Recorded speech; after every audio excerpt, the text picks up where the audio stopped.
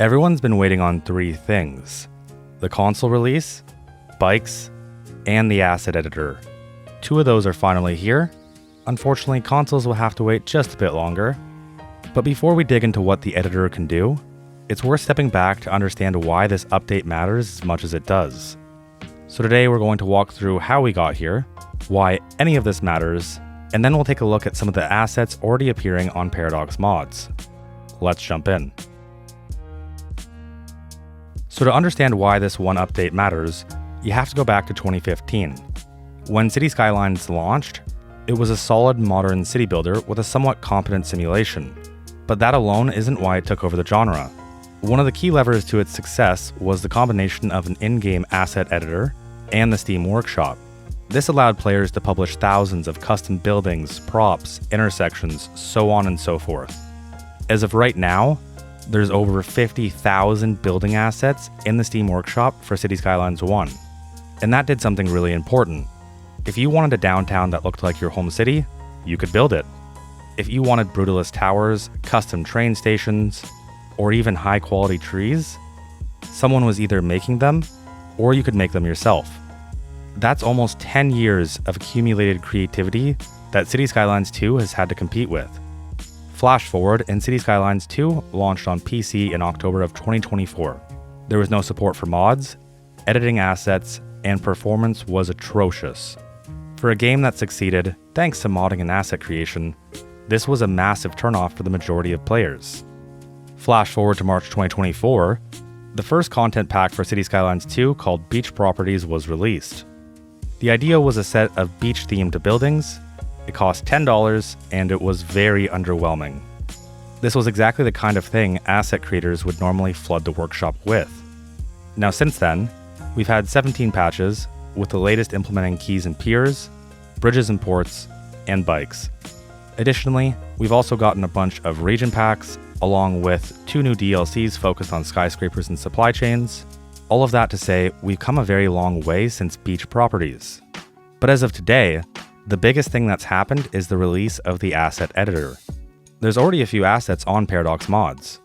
We have McDonald's, Brickworks Collection, Xinghai Concert Hall, and a few others. So now, let's download a few, get them placed in, and check them out. Alright, so I just searched up McDonald's and find it, and that gives us this building right here. Something interesting to note is that we actually get all the props associated with the building as well. Now this is a very beautiful building. It looks exactly like something I would see near me. I'm going to use photo mode to adjust a few things because it's a bit too warm and dark. And there we go, that's so much better. I'm honestly blown away by how nice this building is.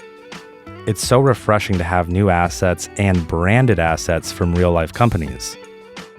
I feel like that's something that's always been missing, and obviously Paradox and Cities Skylines can't add that in, but modders can, and it's just so great. Like, look at this menu. This menu is so awesome. It just adds so much realism to your city, and if you zoom in too close, the details start to fade, but that's perfectly fine because we don't need to zoom in that close pretty much ever.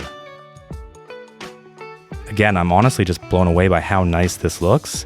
One of the most interesting things is that this asset was uploaded very quickly after the new update. So it seems like it was either ready to go or was prepared beforehand. Either way, back and find it. We have a few more buildings to choose from, and we're gonna go with our Brickworks. This one was made by Sully. And what I love about these ones is they have a very strong leveling and progression to them.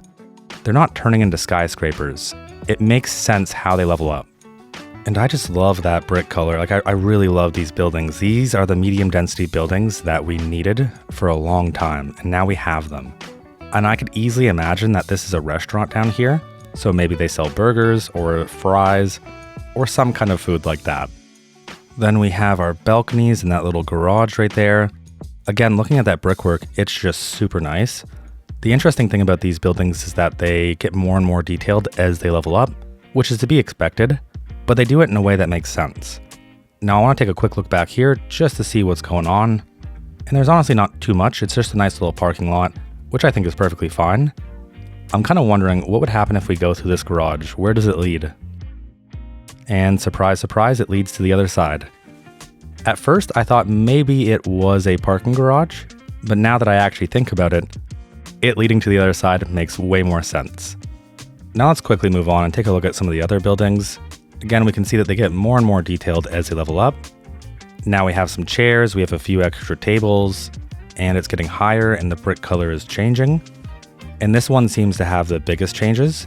So we now have this top part right here. You could come, you could sit, maybe eat some food, and you could just take a look at your beautiful surroundings, which right now isn't too beautiful. But over time, of course, when you build your city, it'll look nicer. Now, I think the biggest question on everyone's minds is, can this building hold residents? And I agree, that's the biggest question, and it definitely can. 64 households for this level 5 building right here, and it'll also hold one company. And you can see that it says user-created content, Cities Skylines. So we're able to see all of our normal information that we could with any other building. And let's check McDonald's as well. Right now, it doesn't have any employees, and I believe that's just because I have to play. And yeah, letting the simulation run for 4 to 5 seconds, we now have 23 employees. The company name is Nom Saba Noodle. Very interesting. Ideally, it'd say McDonald's, but I'm sure that's some type of constraint. It doesn't matter too much. Now back in Paradox Mods, we can go back, we can select assets and prefabs only. And here are all the assets so far. So we have this waste collection center. Then we have this W Raven Undertaker. I couldn't get this one to work. Same thing with the City Hall. For some reason, I can only get Brickworks and McDonald's to work. And I've tried downloading them a few times. It's been a struggle. Now, I'm not sure if these buildings exist in any other menu. I can only find them in Find It. So if you want to check these buildings out, make sure to download Find It as well. As of right now, it's working. Search up McDonald's or the building's name, and it should appear. All right, and that's going to be a wrap. If you couldn't tell, I'm still really sick and I'm still recovering, so I need to go take a break. But I really hope everyone enjoyed, and I'll see you in the next one.